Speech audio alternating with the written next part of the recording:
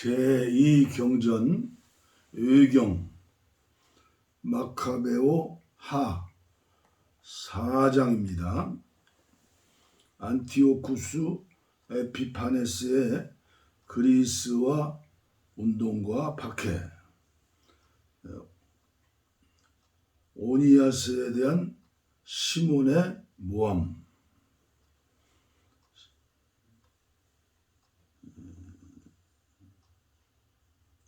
시몬은 위에서 말한 바와 같이 자기 나라를 배반하여 성전 금고에 관해서 밀고한 자인데, 그는 오니아스를 모함하여 헬리오도로스를 공격하고 그에게 온갖 악행을 저지른 장본인이 바로 오니아스라고 말하였다. 예루살렘의 은인이요 자기 동족의 보호자이며 율법의 열렬한 수호자인 오니아스에게 시몬은 감히 국가의 반역자라는 낙인을 찍었던 것이다. 오니아스에 대한 시몬의 적개심이 극도에 달하여 시몬의 신복 중 한 사람은 많은 유다 사람을 살육하기에 이르렀다. 오니아스는 분쟁이 심상치 않게 되었고, 또 메네스테우스의 아들이며 코일레 시리아와 페니키아의 총독인 아폴로니우스가 시몬의 악행을 조장만 하고 있는 것을 보고 왕을 찾아갔다. 목적은 자기 동족을 고발하기 위한 것이 아니라 온 백성의 전체적인 이익과 개개인의 이익을 도모하려는 것이었다. 오니아스는 왕의 조정이 없으면 이 나라는 앞으로 평화를 누릴 수 없을 뿐더러 시몬은 자기의 어리석은 행위를 버리지 않을 것이라고 생각했던 것이다. 헬레니즘을 고취한 대사제 야손, 셀류코스가 죽고 에피파네스라고 불리는 안티오쿠스가 그 왕위를 계승했을 때 오니아스의 동생 야손이 부정한 수단으로 대사제직을 손에 넣었다. 야손은 왕을 아련하고 은 360달란트와 또 다른 수입원에서 80달란트를 바치겠다고 약속했다.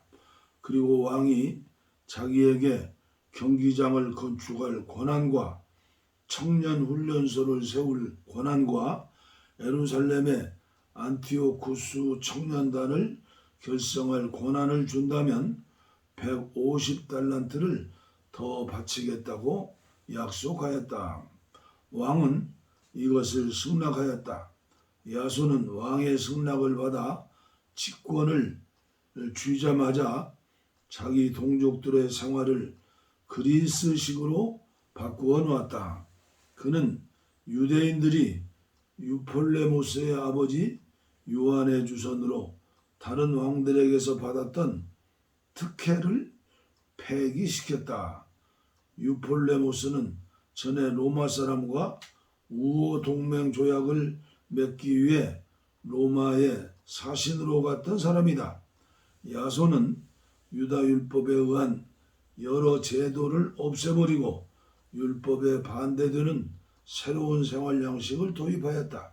그는 요새 도시의 성 바로 밑에 경기장을 재빨리 건축하고 가장 우수한 청년들에게 그리스식 모자를 쓰게 했다.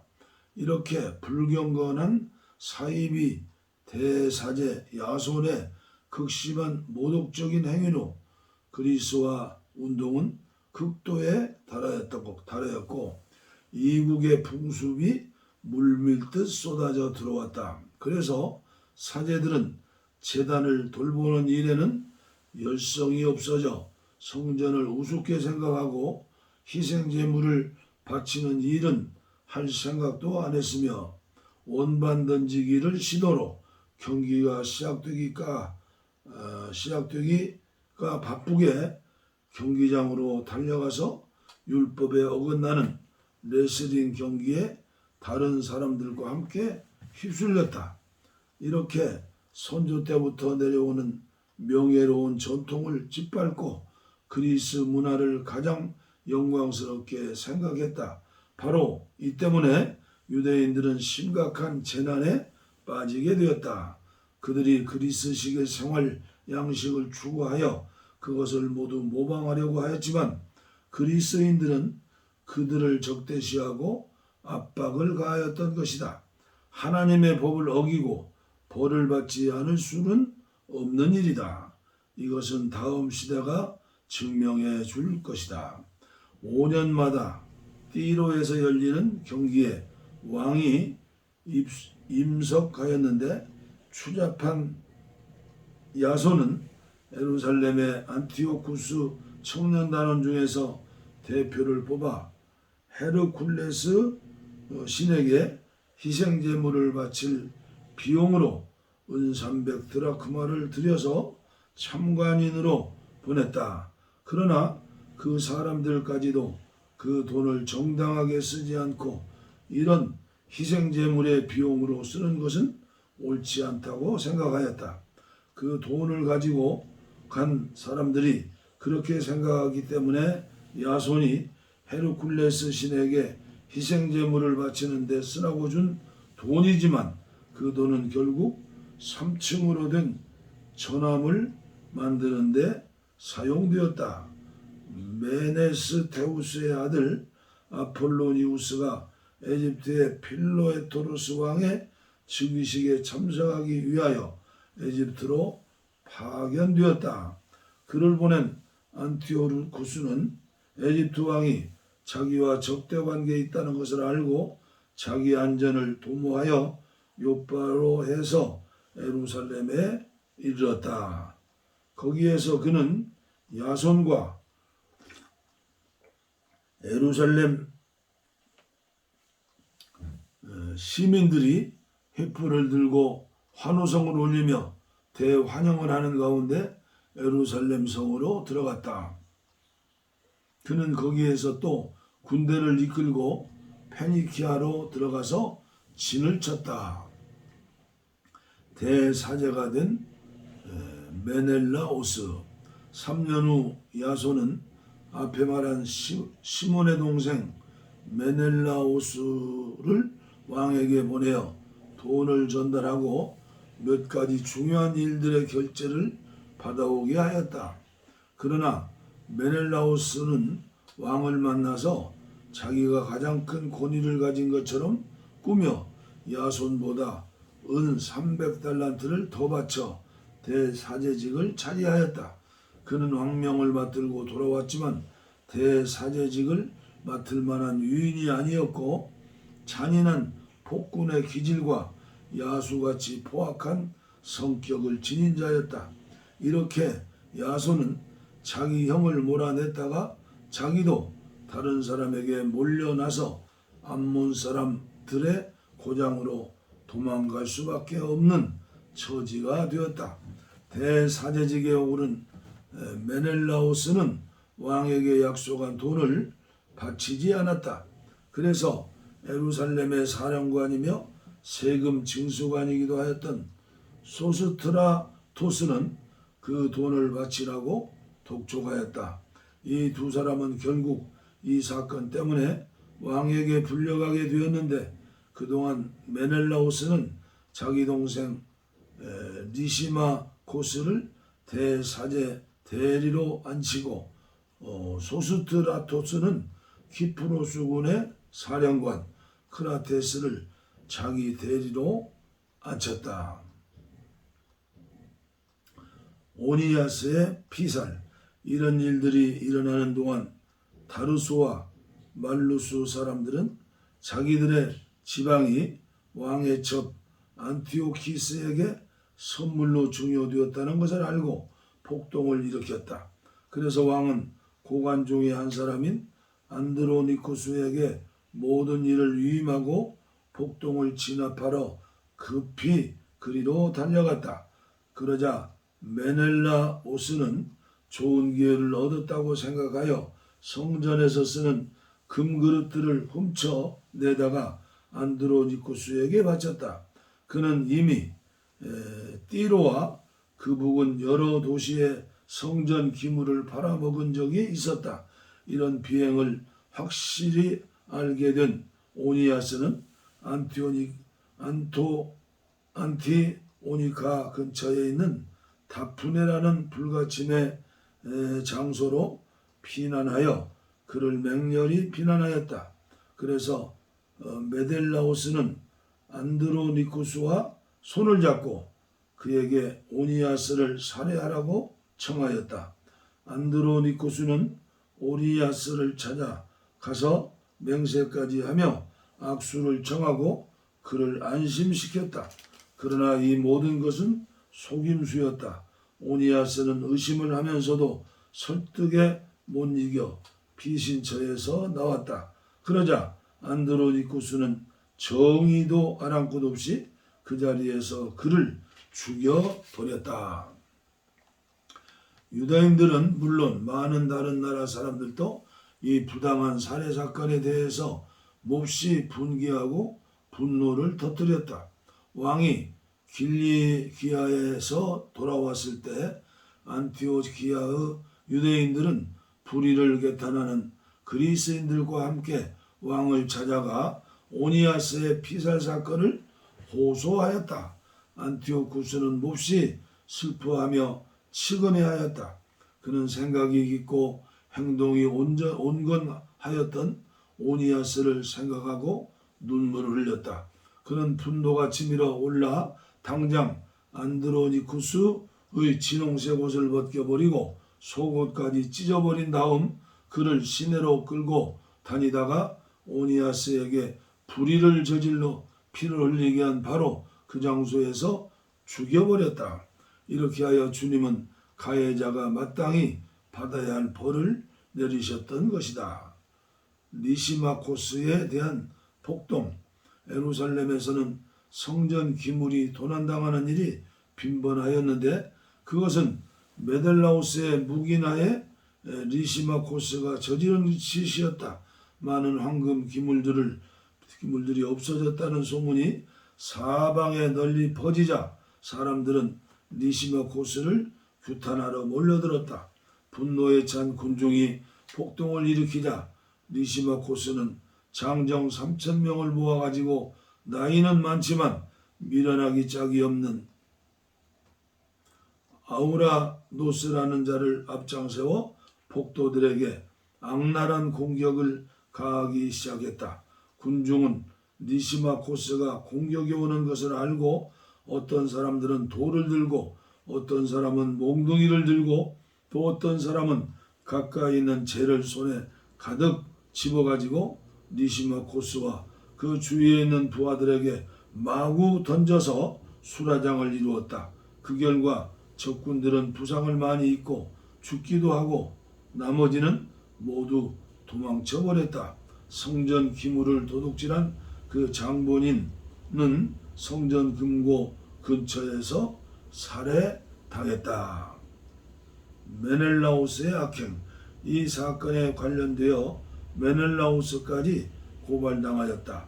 왕이 띠로에 왔을 때 유대인들의 의회에서 파견된 세 사람이 그 사건을 처리해 달라고 호소했다. 메넬라오스는 자기가 불리한 입장에 있음을 깨닫고 도리메네스의 아들 프톨레메오에게 많은 돈을 주겠다고 약속하며 왕을 설득시켜 달라고 부탁하였다. 그래서 프톨레메오는 바람을 쐬러 나가는 체 하면서 왕을 회랑으로 데리고 나가 그의 마음을 돌려놓았다. 이렇게 해서 왕은 모든 악행의 장본이었던 메넬라오스에 대한 고소를 취하하고 오히려 그 불운한 사람들에게 사형 선고를 내렸다. 그 사람들은 극악무도한 스키티아인들 앞에 나타났다 하더라도 무죄 속방되었을 사람들이었다. 그들은 예루살렘과 백성들과 성전 기물들을 수호하기 위해 고소를 제기했다가 느닷없이 이와 같은 부당한 처형을 당한 것이다. 디로 사람들까지도 이 악행에 분개하여 죽은 사람들을 성대하게 장사 지내주었다. 그러나 메넬라오스는 권력자들의 탐욕을 이용해서 제자리를 유지하였고 더욱더 나쁜 짓을 하여 동포를 배반하는 원흉이 되었다. 야손과 메넬라오스의 분쟁. 이 무렵에 안티오쿠스 왕은 제2차 에집트 원정을 개시했다. 그런데 금실로 수놓은 옷을 입고 한 손에 창을 들고 또 한 손에 칼을 빼들고 완전 무장한 기병대가 예루살렘 상공을 두루 뛰어다니는 광경이 거의 40일간 나타났다. 이 기병대는 양쪽으로 갈라져서 서로 공격과 반격을 되풀이하였는데 그들은 방패를 손에 들고 창을 휘두르며 화살을 날렸다. 그들의 말은 황금 마구로 번쩍였고 기병들은 여러 가지 갑옷을 입고 있었다. 이것을 본 사람들은 모두 이 광경이 좋은 징조이기를 바랐다. 한편 안티오쿠스가 죽었다는 헛소문이 떠돌았다. 이 말을 듣고 야손은 1000명이 넘는 군대를 이끌고 예루살렘을 기습하였다. 성벽을 지키던 수비대는 쫓겨가고 예루살렘 성은 드디어 함락되었다. 그래서 메넬라오스는 성안 요새 속으로 도망쳐 돌아갔다. 야손은 무자비하게도 자기 동포를 마구 학살했다.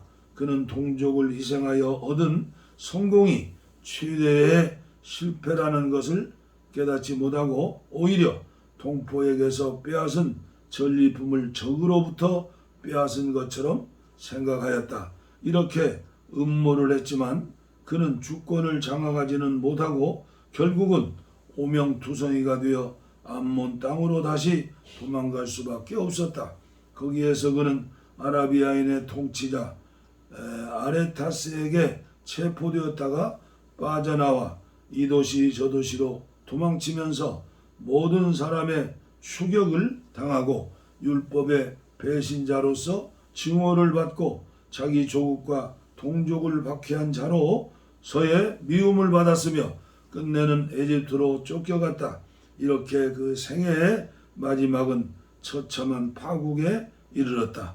많은 사람들을 조국에서 추방했던 그는 배를 타고 스파르타로 건너가서 자기 동족과 우호관계를 맺었던 그 사람들의 보호를 받으리라고 희망했지만 그곳 타향에서 죽고 말았다. 많은 사람을 죽여서 제대로 묻어주지도 않고 그 시체를 마구 버렸던 그는 죽어서 아무도 슬퍼해주는 이 없이 장례식도 치르지 못하고 선조들의 무덤 속에 묻히지도 못했다. 안티오쿠스 에피파네스의 성전 모독. 이러한 이야기가 안티오쿠스 왕의 귀에 들어가자 왕은 유대인들이 반란을 일으켰다고 생각하여 크게 격분하였다. 그는 에집트를 떠나 예루살렘을 맹렬히 공격하여 점령해버렸다. 거기에서 그는 만나는 사람마다 가차없이 칼로 쳐 죽이고 집으로 도망간 사람들을 모두 학살해 버리라고 부하들에게 명령했다. 이렇게 되어 젊은이와 늙은이의 살육, 여자와 어린아이의 학살, 처녀와 젖먹이의 도살이 자행되었다. 단 사흘 만에 8만 명이 살해되었는데 그중 4만 명은 백병전을 하다가 죽었다. 그뿐 아니라 노예로 잡혀간 사람의 수도 살해된 사람의 수만큼 많았다. 안티오쿠스는 이것으로 만족하지 않고 무엄하게도 세계에서도 가장 성스러운 성전으로 들어갔다. 왕을 인도한 사람은 자기 율법과 조국을 배반한 메넬라오스였다. 안티오쿠스는 거룩한 기물에 그 더러운 손을 대고 또 다른 왕들이 이 성전의 발전과 영광과 영예를 위해서 바쳤던 봉헌물을 그 더러운 손으로 마구 쓸어갔다.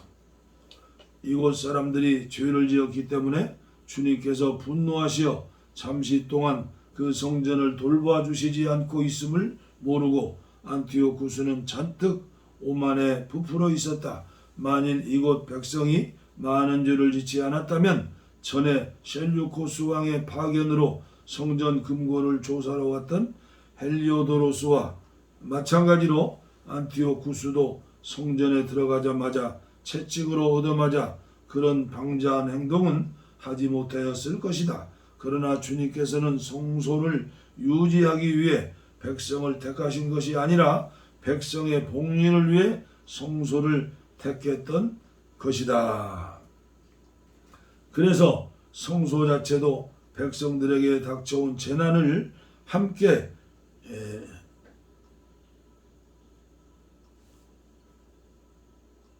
입었고 후에 그들의 행운도 함께 나누었다. 전능하신 주님께서 노하셨을 때 버림을 받았던 장소가 그 위대하신 주님과 화해하게 되었을 때 다시 그 모든 영광을 되찾았던 것이다. 유다 각지에 배치된 총독들 안티오쿠스는 성전에서 1800달란트어치의 금품을 실어내 가지고 안티오키아로 급히 돌아갔다. 육지에 배를 띄우고 바다를 도보로 건널 수 있다고 생각할 정도로 그의 마음은 오만에 부풀어 있었다. 그는 돌아가면서 유대인들을 학대하기 위해 각지의 총독들을 남겨두었다. 예루살렘에는 프리기아 출신의 자기 임명자보다 더 포악한 기질의 소유자인 필립보를 임명하고 그리심산에는 안드로니쿠스를 임명하였다. 이 두 사람 외에도 메델라우스를 임명하였는데 그는 다른 누구보다도 자기 동족을 더 포악하게 다스리던 자였다. 유대인들에 대한 적개심이 골수에 사무친 안티오쿠스는 미시아 사람의 수령인 아폴로니우스에게 군인 22,000명을 달려보내 장정을 모조리 죽여버리고 아녀자들을 노예로 팔라고 명령하였다. 아폴로니우스는 예루살렘에 도착하자 평화스러운 사람처럼 가장하여 유대인들의 거룩한 안식일까지 기다리고 있다가 유대인들이 일을 하지 않고 있는 것을 보고 자기 부하들에게 무장을 하고 행진하도록 명령하였다. 그는 이 광경을 보러 나왔던 사람들을 모두 학살하고 무장한 군인들과 함께 온 시내를 돌아다니며 수없이 많은 사람을 죽였다. 그때 유다 마카베오는 동지들과 함께 광야로 물러가서 들짐승처럼 산에서 살았다. 그들은 거기에서 자기 몸을 더럽히지 않기 위해 오직 풀을 음식 삼아 먹고 살았다.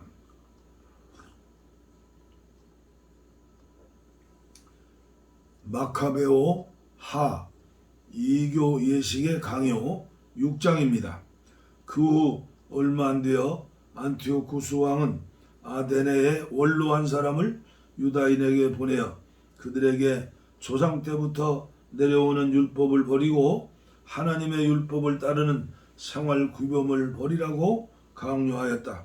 그리고 예루살렘의 성전을 더럽히고 그 성전을 올림피아의 제우스 신에게 봉헌하게 하고 그리심산의 성소는 그 지방 사람의 소원대로 나그네의 수호신인 제우스에게 봉헌하게 하였다. 이와 같이 유대인들이 차마 견딜 수 없을 만큼 악은 날로 더해만 갔다.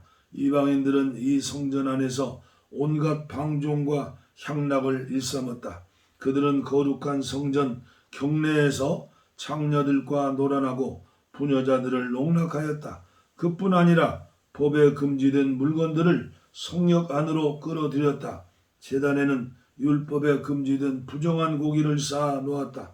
안식일은 물론 조상 전례의 축제도 지킬 수 없었으며 심지어는 자기가 유대인이라고 말할 수조차 없었다. 왕의 탄생일은 매달 지켰으며 그날에는 유다인들이 끌려가서 지독하게 강요받아 부정한 고기를 먹지 않을 수 없었다. 또 디오니소스 축제일이 되면 담장이 풀로 엮은 관을 쓰고 디오니소스를 찬양하는 행렬을 참여해야만 했다. 프톨로메오의 제안으로 근처에 있는 그리스의 여러 도시에도 칙령을 반포하여 유다인을 괴롭히는 똑같은 정책을 써서 그들에게 부정한 고기를 먹게 하였으며 생활 양식을 그리스식으로 바꾸지 않은 유대인들은 모조리 죽여버리게 하였다. 이와 같은 사정에 비추어 비참한 운명이 자기들에게 임박하였다는 것을 누구나 알 수 있었다. 과연 어떤 여자 둘이 자기 아들에게 할례를 베풀었다고 해서 사람들 앞에 끌려 나왔다. 사람들은 그 여자들의 어린애를 젖가슴에 매달게 하고 거리로 끌고 다니며 사람들에게 보인 다음 높은 성벽에서 떨어뜨려 죽였다. 또 어떤 유대인들은 예루살렘 근처 동굴에 함께 모여서 안식일을 몰래 지켰다고 해서 총독 빌립보에게 고발되어 한꺼번에 화형을 당하였다. 그러나 그들은 거룩한 안식일을 존중한 나머지 그들 자신을 방어하는 일조차 하지 않았다. 하나님의 심판의 목적. 나는 독자들이 이 책에서 우리 민족이 당한 재난의 기사를 읽고 실망하지 않기를 바란다. 이 징벌은 우리 민족을 멸망시키려는 것이 아니라 오히려 채찍질하려는 것이었다. 악한 행동을 오랫동안 그냥 내버려 두시지 않고 즉시 징계하신다는 것은 하나님께서 지극히 인자하시다는 표징이다. 주님께서는 이방 민족에 대해서는 그들의 죄를 즉시 벌하지 않고 그들의 죄가 막중하게 될 때까지 기다리신다. 그러나 우리 민족에 대해서는 그렇게 하시지 않고 그때마다 벌을 내리셔서 우리의 죄가 절정에 이르지 않도록 해주셨다. 따라서 주님께서는 우리에게서 자비의 손길을 거두시지 않으신다. 비록 우리에게 징벌을 내리신다 하더라도 그것은 당신의 백성을 채찍질하시는 것이지 절대로 버리시는 것이 아니다. 이 몇 마디 말로 독자들은 진리를 충분히 깨달았을 것이다. 본론으로 돌아가자. 엘르아잘의 순교. 그때 뛰어난 율법학자들 중에 엘르아잘이라는 사람이 있었는데 그는 이미 나이도 많았고 풍채도 당당한 사람이었다. 박해자들은 강제로 그의 입을 열고 돼지고기를 먹이려 했다. 그러나 그는 자기 생활을 더럽히고 살아가는 것보다 명예롭게 죽는 것이 낫다고 하여 자진하여 태형대로 가면서 그 돼지고기를 뱉어버렸다. 참된 생명을 사랑하는 사람이라면 먹어서는 안 될 것을 물리칠 용기를 가져야 하는데 엘르아잘이 바로 그런 사람이어서 돼지고기를 뱉어 버렸던 것이다. 율법에 어긋나는 이 희생제를 관장하는 사람 중에서 엘르아잘과 오랜 친분이 있던 사람들이 그를 따로 불러 그에게 율법에 어긋나지 않은 다른 고기를 준비했다가 그것을 가져오도록 권하면서 왕의 명령대로 희생제에 바쳐진 고기를 먹는 채 하라고 하였다. 이렇게 하기만 하면 엘르아잘은 오랜 친분으로 맺어진 사람들의 인정을 이용해서 자기 목숨을 건질 수도 있었다. 그러나 이 노인은 자기의 나이에 따르는 위험과 백발이 된 머리를 생각하고 어렸을 적부터 나무랄 데 없이 살아온 자기 생애를 돌이켜보고 무엇보다도 하나님께서 주신 거룩한 율법에 따라야겠다고 생각하여 고결한 결심을 꺾지 않았다. 그래서 그는 빨리 죽여달라고 하면서 다음과 같이 말하였다. 만일 그런 짓을 한다면 90이 다 된 엘르아잘이 이방인들의 풍습을 따랐다고 많은 젊은이들이 생각할 것입니다. 그리고 얼마 남지 않은 목숨이 아까워서 그런 가장된 행동을 한다면 그들도 나 때문에 그릇된 길로 빠지게 될 것이고 이 늙은이에게 치욕과 불명예가 돌아올 것입니다. 내가 당장에는 인간의 벌을 피할 수 있다 하더라도 살아서나 죽어서나 전능하신 분의 손길을 피할 도리는 없을 것입니다. 그러므로 지금 나는 용감하게 죽어 나이값을 하고자 합니다.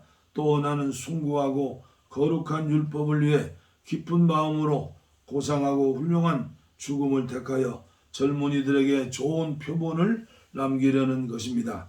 이 말을 마치고 그는 태형대로 직행하였다.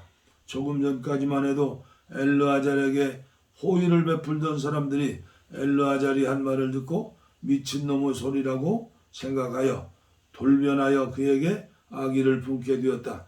엘르아잘은 모진 매에 못 이겨 거의 죽어가면서 신음하는 소리로 말하였다.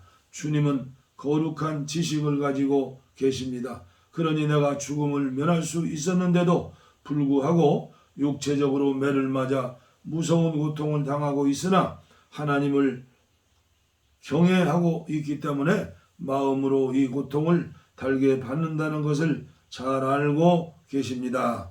이렇게 그는 자기의 죽음을 젊은이들에게 뿐만 아니라 대부분의 동포들에게 용기의 모범과 덕행의 본보기로 남기고 죽었다. 마카베오 하 7장 어머니와 7 아들의 순교. 그때 7 형제를 둔 어머니가 있었는데 그들은 모두 왕에게 체포되어 채찍과 가죽끈으로 고문을 당하며 율법에 금지되어 있는 돼지고기를 먹으라고 강요를 받았다. 그들 중에 하나가 대변자로 나서서 말하였다. 우리를 신문해서 무엇을 알아내겠다는 것입니까? 우리 조상의 법을 어기느니 차라리 죽고 말겠습니다. 이 말을 듣고 왕은 화가 나서 솥과 가마를 불에 달구라고 명령하였다. 명령대로 당장에 솥과 가마를 뜨겁게 달구자 남은 형제들과 어머니의 눈앞에서 왕은 그들의 대변자로 나섰던 사람의 혀를 자르고 머리카락을 밀고 사지를 자르라고 명령하였다. 완전히 폐인이 되었지만 아직도 생명이 붙어있는 그를 왕은 뜨겁게 달군 솥에 넣어버리라고 명령하였다. 솥에서 연기가 사방으로 멀리 퍼져나갈 때 나머지 형제들은 어머니와 함께 서로 격려하고 고상하게 죽자고 하면서 이렇게 말하였다. 주 하나님께서 우리를 지켜보시며 틀림없이 측은히 여겨주실 것입니다. 모세가 이스라엘 백성들을 경고하는 노래 중에도 주께서 당신 종들을 측은히 여기실 것이다 라고 말한 구절이 있지 않습니까? 이렇게 마령이 죽은 후에 박해자들은 둘째 아들을 끌어내어 희롱하였다. 그리고 머리가죽을 머리카락채 벗겨낸 후 그들은 내 사지를 다 잘라 내기 전에 돼지고기를 안 먹겠는가 하고 물었다. 그는 자기 나라 말로 절대로 못 먹겠습니다라고 대답하였다. 그래서 그도 맏아들처럼 고문을 당했다. 마지막 숨을 거두며 그는 이렇게 말하였다. 이 못된 악마, 너는 우리를 죽여서 이 세상에 살지 못하게 하지만 이 우주의 왕께서는 당신의 율법을 위해 죽은 우리를 다시 살리셔서 영원한 생명을 누리게 할 것이다. 그 다음에는 셋째 아들이 또 고문을 당하였다. 그는 혀를 내밀라는 말을 듣자 그 혀를 내밀 뿐 아니라 용감하게 손까지 내밀면서 엄숙하게 말하였다. 하나님께 받은 이 손발을 하나님의 율법을 위해서 내던진다. 그러므로 나는 이 손발을 하나님께로부터 다시 받으리라는 희망을 갖는다. 이 말을 듣고 왕은 물론 그와 부하들까지도 고통을 조금도 아프게 생각하지 않는 그 젊은이의 용기에 놀랍게 생각하였다. 셋째가 죽자 그들은 넷째 아들을 같은 방법으로 고문하며 괴롭혔다. 그는 죽는 마지막 순간에 왕에게 다음과 같이 말하였다. 나는 지금 사람의 손에 죽어서 하나님께 가서 다시 살아날 희망을 품고 있으니 기꺼이 죽는다. 그러나 너는 부활하여 다시 살 희망은 전혀 없다.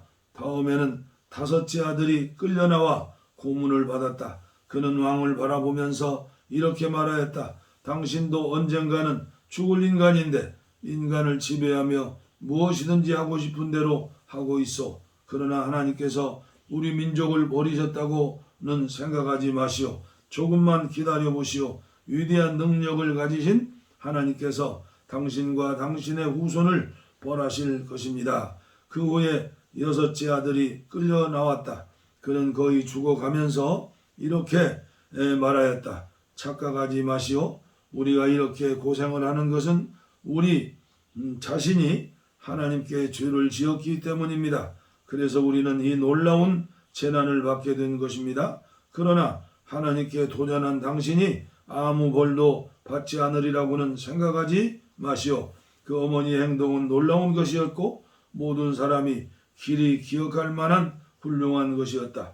어머니는 단 하루 동안에 7 아들이 모두 죽는 것을 지켜보고서도 주님께 희망을 걸고 있었기 때문에 그 아픔을 용감하게 견디어냈다. 그 어머니는 거룩한 생각을 마음속에 가득 품고서 여성적인 마음을 남성적인 용기로 북돋우어 자기 나라 말로 아들 하나하나를 격려하면서 이렇게 말했다. 너희들이 어떻게 내 뱃속에 생기게 되었는지 나도 모른다. 너희들에게 목숨을 주어 살게 한 것은 내가 아니며 또 너희들의 신체의 각 부분은 제자리에 붙여준 것도 내가 아니다. 너희들은 지금 너희를 자신보다 하나님의 율법을 귀중하게 생각하고 있으니 사람이 출생할 때 그 모양을 만들어 주시고 만물을 형성하신 창조주께서 자비로운 마음으로 너희에게 목숨과 생명을 다시 주실 것이다. 이 말을 듣고 안티오쿠스는 자기가 멸시당했다고 생각하고 그 어머니의 말 중에는 자기에 대한 욕설이 있지 않나 하고 의심했다. 마지막 아들은 아직도 살아있었다. 그래서 왕은 그가 만일 조상들의 관습을 버린다면 재물을 많이 주어 행복스럽게 해줄 뿐만 아니라 자기의 친구로 삼고 높은 관직까지 주겠다고 하면서 말로 타이르기도 하고 맹세로서 약속까지 하였다. 그러나 그 젊은이는 그 말에 조금도 귀를 기울이지 않았다. 그래서 왕은 그 어머니를 가까이 불러 소년에게 충고하며 목숨을 건지게 하라고 권고하였다. 왕의 권고를 오랫동안 듣고서 그 어머니는 자기 아들을 설폭시켜 보겠다고 했다. 그러나 어머니는 그 잔인한 폭군을 조롱이나 하듯이 자기 아들에게 가까이 가서 자기 나라 말로 이렇게 말하는 것이었다. 내 아들아, 이 어미를 불쌍하게 생각하여라. 나는 너를 9달 동안 뱃속에 품었고 너에게 3년 동안 젖을 먹였으며 지금 내 나이에 이르기까지 너를 기르고 교육하며 보살펴왔다. 얘야, 내 부탁을 들어다오. 하늘과 땅을 바라보아라. 그리고 그 안에 있는 모든 것을 살펴라. 하나님께서 무엇인가를 가지고 이 모든 것을 만들었다고 생각하지 말아라. 인류가 생겨난 것도 마찬가지다. 이 도살자를 무서워하지 말고 내 형들에게 부끄럽지 않는 태도로 죽음을 달게 받아라. 그러면 하나님의 자비로 내가 너를 너의 형들과 함께 다시 맞이하게 될 것이다. 어머니의 이 말이 끝나자 젊은이는 다음과 같이 말하였다.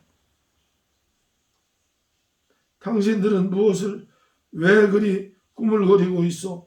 나는 모세가 우리 선조에게 준 율법이 하라는 대로 할 뿐이요 왕이 하라는 대로는 절대로 못하겠소. 히브리인들을 괴롭히려고 온갖 종류의 재난을 꾸며낸 당신은 하나님의 손길을 절대로 벗어나지 못할 것이요 우리는 우리의 죄 때문에 고통을 당하고 있어.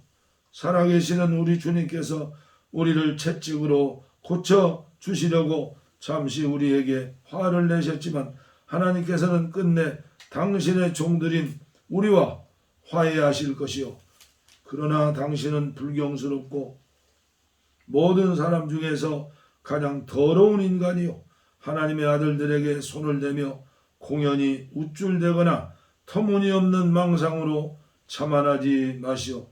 당신은 모든 것을 보시는 전능하신 하나님의 심판하시는 손길에서 벗어나지 못합니다. 우리 형제들은 잠깐 동안 고통을 받은 후에 하나님께서 약속해 주신 영원한 생명을 실컷 누리겠지만 당신은 그 교만한 죄에 대한 하나님의 심판을 받아서 응분의 벌을 받게 될 것이요 나는 형들과 마찬가지로 우리 선조들이 전해준 율법을 지키기 위해 내 몸과 내 생명을 기꺼이 바치겠소.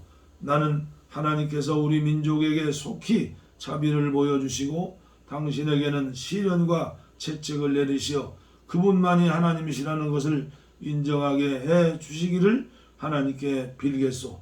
우리 민족 전체에게 내리셨던 전능하신 분의 정당한 노여움을 나와 내 형들을 마지막으로 거두어 주시기를 하나님께 빌 따름이요. 왕은 이 모멸에 찬 말을 듣고 미칠 듯이 격분하여 다른 어느 형보다도 더 무섭게 그를 고문하였다.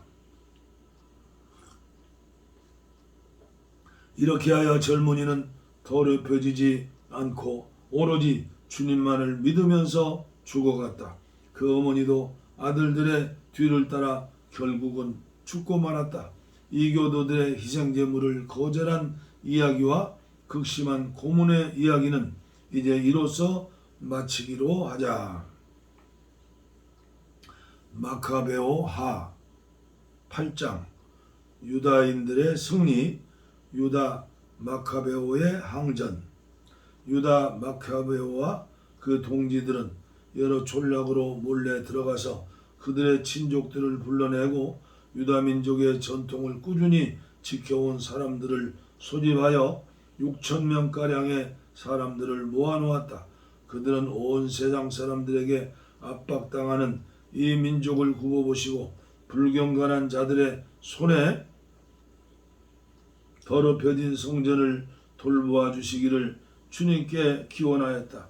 파괴를 당해서 거의 허물어져가는 예루살렘 성을 자비로이 지켜주시고 피 흘리며 주님께 부르짖는 그 소리를 들어주시며 무죄한 어린이들이 당한 흉악무도한 학살과 주님의 이름이 받은 모독을 기억하시고 그 악행에 복수해 주시기를 빌었다. 마카베오가 나서서 군대를 조직하자 이방인들은 그를 도저히 대항할 수 없게 되었다. 주님은 유대인들에 대한 진노를 푸시고 그들에게 자비를 베푸셨던 것이다. 마카베오는 도시와 촌락들을 급습하여 불을 질러버렸다. 그는 전략적으로 유리한 여러 지점을 차지하고 적지 않은 적군을 패주시켰다. 이러한 공격에는 밤이 더 좋다고 생각하여 그는 특히 야음을 이용하였다. 그의 용명은 사방에 널리 퍼졌다. 마카베오가 점점 세력을 확장하고 갈수록 성공을 거두는 것을 보고 필리포는 프톨레메오에게 편지를 써서 왕의 일을 도와달라고 했다. 프톨레메오는 코일레 시리아와 페니키아의 사령관이었다. 그는 파트로클로스의 아들이며 왕의 절친한 친구 중에 한 사람인 니가노르를 택하여 여러 민족에게 소집한 군대 2만 명의 지휘관으로 세워 유다 민족을 몰살하라고 하였다. 프톨레메오는 또한 니가노르에게 전쟁 경험이 많은 전략가 고르기아스를 딸려 보냈다. 니가노르는 유다인을 포로로 붙잡아서 그들을 판 돈으로 왕이 로마인들에게 바쳐야 할 조공 2,000달란트를 장만하려고 마음먹었다. 그래서 그는 즉시 해변의 여러 도시에 사람을 보내어 유다인 노예들을 살 사람들을 찾아가서 노예 90명을 한 달란트에 넘겨주겠다고 약속하게 하였다. 그러나 그는 전능하신 분이 자기에게 내리실 징벌을 전혀 예측하지 못했다. 유다는 니가노르의 군대가 쳐들어온다는 소식을 듣고 부하들에게 적군의 내습을 알려주었다. 비겁한 자들은 하나님의 정의를 믿지 않고 진영을 탈출해서 도망쳐버렸다. 그 밖에 다른 사람들은 남은 재산을 모두 팔았다. 그리고 전투도 있기 전에 자기들을 노예로 팔아 먹으려고 했던 불경건한 니가노르의 소나기에서 자기들을 구원해달라고 합심하여 주님께 빌었다. 그들은 자기네 공로를 생각해서 이렇게 기도한 것이 아니라 하나님이 자기 조상들과 맺으신 계약과 거룩하고 영광스러운 하나님께서 자기 자신들을 당신의 백성이라고 불러준 사실을 생각하고 이렇게 빌었다. 마카베오는 부하 6,000명을 모아놓고 적군을 무서워하지 말고 부당하게 공격이 오는 이방인의 대군을 겁내지 말고 용감하게 싸우라고 격려하였다. 그리고 이방인들이 성소를 모독한 극악무도한 행위와 예루살렘 성이 당한 치욕적인 폭행과 조상 때부터 내려오는 유대인들의 전통이 파괴당한 것 등을 똑똑히 생각하고 용기를 내라고 설득하였다. 그리고 마카베오는 부하들에게 다음같이 말하였다. 적군은 우리들의 무기와 무용심을 믿고 있지만 우리는 전능하신 하나님의 힘을 믿고 있다.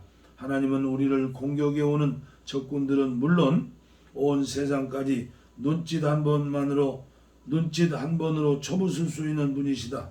유다 마카베오는 하나님께서 자기 선조들을 도와주신 여러가지 사실을 들면서 그들에게 이야기해 주었다.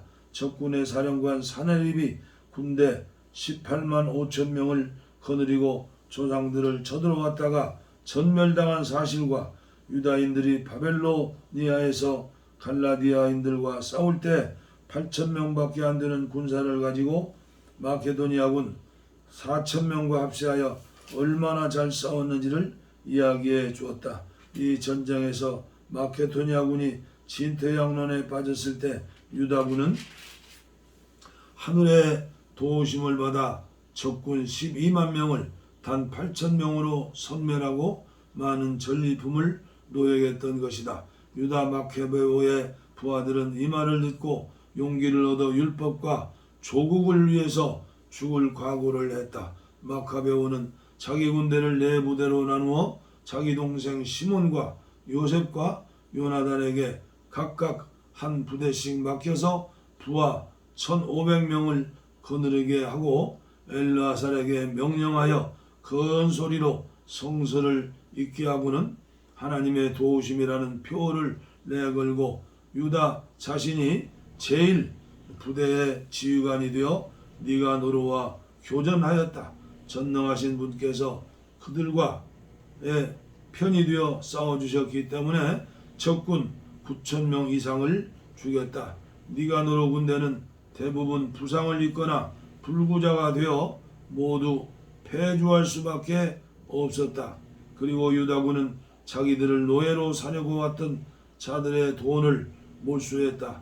그들은 적군을 꽤 멀리까지 추격했지만 시간이 모자라서 돌아올 수밖에 없었다. 그날은 안식일 전날이었기 때문에 추격을 그 이상 할 수 없었던 것이다. 그들은 적군의 무기를 빼앗고 전리품을 노획한 다음 그날부터 자비심을 베풀기 시작하며 자기들을 구해주신 주님께 열렬한 찬미와 감사의 기도를 드리면서 안식일을 지켰다. 안식일이 지난 후 그들은 박해를 받은 희생자와 과부와 그 아들에게 전리품의 일부를 나누어주고 나머지는 자기들과 자기 자녀들의 몫으로 나누어 가졌다. 이 일을 마치고 그들은 다 같이 자비로우신 주님께 기도를 드리며 주님께서 당신 종들과 완전히 화해해 주시기를 빌었다. 디모테오와 바키데스에 대한 복수. 그 유대군은 디모테오군과 바키테스 군을 공격하여 적군 2만 명 이상을 죽이고 아주 높은 곳에 있는 몇몇 중요한 요새를 점령하였다.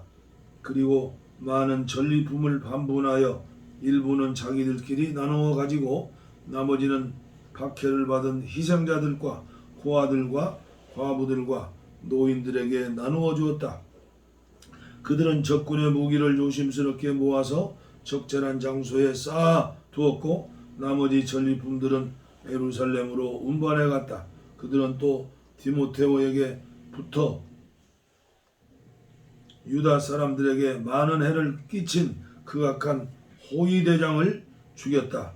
그들은 예루살렘에서 성전 축제를 지내면서 전에 성전 문에 불 질렀던 자들을 잡아다가 갈리스 테네스와 함께 화형에 처했다. 갈리스 테네스는 이런 짓을 저지르고 운막집에 숨어있던 자로서 결국은 자기가 저지른 신성모독죄에 대한 당연한 대가를 치른 것이다. 니가노르의 굴복. 유다인들을 노예로 팔려고 1000명이나 되는 노예 상인을 데리고 왔던 극악무도한 니가노르는 전에 자기가 가장 천하게 생각하였던 사람들에게서 천대를 받았다. 그는 그 찬란한 옷을 벗고 마치 도망치는 노예처럼 홀몸으로 내륙을 통과하여 안티오키아로 갔다. 그가 성공한 일이라고는 자기 군대를 전멸시킨 것밖에 없었다. 이것은 모두 하나님의 도우심으로 이루어진 것이다.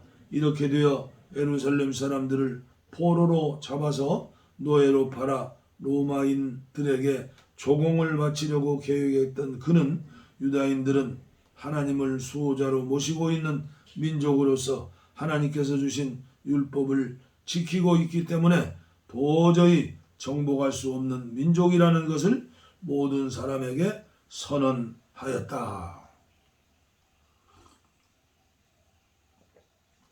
마카베오 하 9장. 안티오쿠스 에피파네스의 최후. 이 무렵 안티오쿠스 왕은 극도의 혼란에 빠져서 페르시아 지방으로부터 철수할 수밖에 없었다. 그는 페르세폴리스로 들어가 그곳 신전의 물건을 약탈하고 그 도시를 점령하려고 하였던 것이다. 그러나 그곳 주민들이 들고 일어나 무장을 하고 방어전을 벌였으므로 안티오쿠스 왕은 그 주민 때문에 패주를 당하고 수치스럽게도 후퇴할 수밖에 없었다. 그는 엑바타나에 도착했을 때 니가노르와 디모테오의 군대가 패전했다는 소식을 듣고 화가 치밀어 올라 자기를 패주시킨 사람들에게서 당한 피해에 대한 안갚음을 유다인들에게 해야겠다고 결심하였다. 그래서 그는 목적지에 다다를 때까지 쉬지 말고 병거를 몰고 가라고 마부들에게 명령하였다. 그러나 하늘의 심판은 그를 따라다니고 있었다. 그는 잔뜩 거만해져서 예루살렘에 들어가기만 하면 그곳을 유대인들의 공동묘지로 만들겠다고 말하였던 것이다. 그러나 모든 것을 통찰하시는 이스라엘의 주 하나님께서는 보이지 않지만 치명적인 타격을 그에게 가하셨다. 안티오쿠스는 그 말을 끝내기가 무섭게 내장이 뒤틀리고 격심한 복통이 일어나서 어찌할 도리가 없었다. 이것은 그가 이상한 형벌을 주어서 많은 사람들에게 복통을 일으키게 한 것에 대한 당연한 대가였다. 그래도 그는 조금도 오만한 생각을 버리지 않고 유다인들에게 불같이 화를 내고 폭언을 퍼부으면서 그들에게 행군을 독촉하였다. 그러다가 그는 질주하는 병거에서 떨어지고 말았다. 그는 너무나도 심하게 떨어졌기 때문에 제자리에 붙어있는 뼈가 하나도 없었다. 지금까지 자기의 분수를 모르고 오만에 가득 차서 바다 물결을 명령할 수 있고 높은 산도 저울질할 수 있다고 생각하던 그는 지금 땅바닥에 쓰러져서 들것에 실려가는 신세가 되었다. 이렇게 되어 하나님의 능력을 밝히 드러났다. 이 불경건한 자의 몸에는 구더기가 들끓었고 심한 고통을 느끼며 아직 목숨을 부지하고 있었지만 그의 살은 썩어 들어갔다. 그의 온 군대는 그의 몸이 썩는 냄새에 구역질을 냈다. 조금 전만 해도 하늘의 별도 딸 수 있다고 생각했던 그는 지금 역겨운 냄새를 풍기는 몸이 되어 아무도 그를 운반할 수가 없게 되었던 것이다. 그렇게도 오만했던 그였지만 지금은 기가 꺾여서 오만심은 간데가 없고 시시각각으로 심해져가는 고통을 느끼면서 자신이 하나님의 벌을 받고 있다는 것을 깨닫기 시작했다. 이제는 자기 자신도 제 몸에서 나는 악취를 견디어낼 수가 없어서 그는 이렇게 말했다. 하나님께 복종하는 것이 옳은 일이다.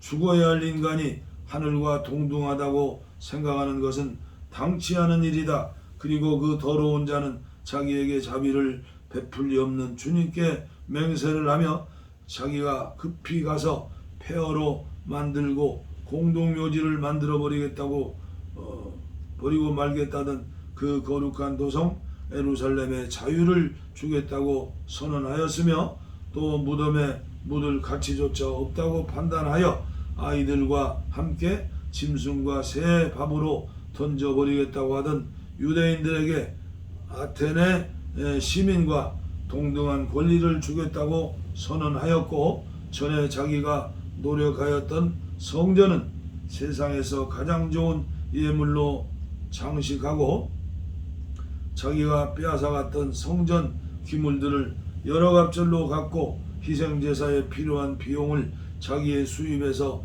지출하겠다고 서약하였다. 그뿐만 아니라 자기 자신이 유다인이 되어 사람이 사는 곳은 어디나 찾아가서 하나님의 주권을 널리 선포하겠다고 맹세하였다. 그러나 하나님의 정의의 심판이 그에게 내려 그의 고통이 조금도 덜어지지 않게 되자 그는 절망에 빠져 다음과 같은 내용의 탄원하는 편지를 유다인들에게 썼다. 왕이며 장군인 나 안티오쿠스가 우수한 시민 유대인들에게 마음으로부터 인사를 보내며 여러분들의 건강과 번영을 빕니다. 여러분과 여러분들의 자녀들이 건강하고 또 모든 일이 뜻대로 된다면 나로서는 무한한 기쁨이 되겠습니다. 그리고 나는 여러분들이 나에게 보내준 존경과 호의에 대해 감격스럽게 생각하고 있습니다. 나는 페르시아 지방에서 돌아오는 길에 중병에 걸렸습니다. 그때부터 나도 여러분 모두의 안전을 도모해야겠다고 느꼈습니다. 나는 이 병이 나으리라고 크게 희망하고 있기 때문에 나의 병세에 대해서는 절대로 실망하지 않고 있습니다. 전에 나의 부왕은 유프라테스강 동쪽 지방으로 원정을 나갈 때에는 후계자를 임명하곤 했습니다. 그것은 예기치 않은 사건이 일어나거나 달갑지 않은 소식이 왔을 때 통치권을 위탁받은 사람이 있어 그를 믿고 백성들이 마음에 동요를 일으키지 않도록 하기 위함이었습니다. 그래서 나도 우리나라 국경에 접해 있는 여러 영주들과 다른 이웃 왕들이 기회를 노리면서 무슨 사건이 일어나기를 기다리고 있다는 것을 알고 있기 때문에 유프레테스 동쪽 여러 지방으로 원정 갈 때마다 나의 아들 안티오쿠스를 여러분 대부분에게 위탁하고 추천하여 왕으로 임명하였던 것입니다. 나는 여러분에게 써보낸 이와 같은 내용의 편지를 내 아들에게도 써보낸 일이 있습니다. 이제 나는 여러분이 나한테 공적으로나 사적으로 받은 혜택을 생각해 주시고 여러분들 각자가 지금 나에게 보여주는 것과 같은 호의를 내 아들에게도 보여주시기를 간청하며 부탁합니다. 나의 아들이 관용과 친절을 베풀던 나의 정책을 이어받아 여러분과 잘 지낼 줄로 나는 확신합니다. 이렇게 하여 살인과 신성 모독을 일삼던 안티오쿠스는 전에 다른 사람들을 괴롭힌 대가로 극도의 고통을 당하면서 이국의 산골짜기에서 비참한 운명을 지니고 그 생애에 막을 내렸다. 그의 시체는 그와 어렸을 때부터 같이 자라난 필리포가 가지고 갔다. 그러나 필리포는 안티오쿠스의 아들을 무서워하여 에집트 왕 부톨레메오 필로메트로에게로 갔다. 마카베오 하 10장입니다. 예루살렘과 성전의 정화. 마카베오와 그의 동지들은 주님의 인도를 받아 성전과 예루살렘 성을 탈환하고 이교도들이 광장에 쌓아놓은 제단과 소위 그들의 성역을 헐어버렸다. 그리고 나서 성소를 정화하고 제단을 새로 쌓고 부싯돌로 쳐서 불을 일으킨 후 2년 만에 처음으로 그 불로 희생제물을 드리고 향을 피우고 등불을 켜고 떡을 바쳤다. 이 일을 다 마치고 땅에 엎드려 주님께 다시는 이런 재난을 당하지 않도록 해달라고 빌었고, 혹 죄를 짓는 일이 있다 하더라도 하나님의 자비로 손수 채찍질 하실 망정 야만스럽고 하나님을 못 오가는 이방인의 손에는 절대로 넘어가지 않게 해달라고 빌었다. 그리고는 전에 이방인들이 성전을 더럽힌 바로 그날, 즉 기슬레 5월 25일에 성전을 정화하였다. 초막절과 마찬가지로 이 즐거운 축제는 8일 동안 계속되었다. 그들은 얼마 전까지만 해도 초막절을 제대로 지내지 못하고 산과 동굴에서 들짐승처럼 지내던 이를 회상하였다. 그들은 나뭇잎으로 엮은 화환과 아름다운 나뭇가지와 종려나무 가지를 손에 들고 성전의 정화를 성취케 해주신 주님께 찬미를 드렸다. 그리고 나서 그들은 공적인 결의를 하여 포고령을 내리고 온 유대인은 누구든지 해마다 이 축제를 지키라고 명령하였다. 에피파네스라고 불리는 안티오쿠스의 죽음을 전후하여 일어난 일들은 이상과 같다. 부톨레메오 마크론의 자살. 이제는 이 불경건한 에피파네스의 아들 안티오쿠스 유파돌의 치하에서 일어난 일들을 이야기하고 여러가지 재난을 가져다준 전쟁 이야기를 간단히 하려고 한다. 유파돌은 왕권을 주자 니시아라는 사람을 재상으로 임명하고 그를 호일레시아와 페니키아의 최고 사령관으로 삼았다. 그 전임자는 부톨레메오 마크론이라는 사람이었는데 그는 유다인들이 너무나 억울하게 학대당하는 것을 생각하여 솔선해서 그들에게 올바른 정치를 펴려고 평화정책을 실시했는데 유파톨 왕의 측근자들이 그를 참소했다. 그뿐 아니라 부톨레메오는 그 전에 필로메트로에서 위임받았던 키프로스 지방을 포기하고 안디오쿠스 에피파네스에게로 피신했던 일이 있어서 사방에서 반역자라는 말을 들어온 사람이다. 이렇게 되어 그는 높은 관직에 있으면서도 이런 일 저런 일로 해서 자기 권위를 유지할 수가 없었으므로 독약을 먹고 스스로 목숨을 끊었다. 이두메인들의 패배. 고르기아는 그 지방의 총독으로 있으면서 유인 부대를 고용하여 기회가 있을 때마다 유다 사람을 치려했다. 그와 동시에 중요한 요새들을 장악하고 있던 이두메인들도 유다인들을 괴롭히고 있었다. 그들은 예루살렘을 버리고 도망쳐 나온 자들을 받아들여 전쟁을 계속하려고 하였다. 마카베오와 그의 부하들은 마음을 아파하여 기도를 드리며 하나님께서 자기들의 편이 되셔서 싸워주시기를 빌었다. 그들은 곧 이두메의 인들의 요새로 돌격해 들어갔다. 그들은 맹렬하게 공격을 해서 요새들을 모두 점령하고 성벽 위에서 싸우던 자들을 격퇴하고 그들에게 대항하는 자들을 닥치는 대로 죽여버렸다. 그때 그 전투에서 살해된 사람이 2만 명이나 되었다. 마침 근방에는 포위작전에 대비해서 견고한 방비를 갖춘 높은 요새 둘이 있었다. 그런데 9천 명이나 되는 적군이 그곳으로 도피하였으므로 마카베오는 시몬과 요셉뿐만 아니라 자케오와 그의 부하들을 남겨두고 그 포위작전을 충분히 수행할 수 있게 하였다. 그리고 자기 자신은 좀 더 긴급한 지점으로 떠나갔다. 그러나 시온의 부하들은 돈을 좋아한 나머지 적진에 있는 자들에게 매수를 당하여 7만 드라크마를 받고 몇 사람이 성에서 빠져나간 것을 눈감아 주었다. 마카베오는 이 사건에 대한 보고를 듣고 백성들의 지도자를 모아놓은 다음 이렇게 원수들을 풀어주어 이 이적 행위를 한 것은 돈을 받고 형제를 팔아먹은 것이다 라고 하며 그 반역자들을 비난하였다. 그리고 그는 그 반역자들을 사형에 처하고 당장에 그 두 요새를 점령해 버렸다. 그의 모든 작전은 성공적이었고 그 두 요새에서 그가 죽인 원수의 수요는 2만 명이 넘었다. 디모테오의 패배.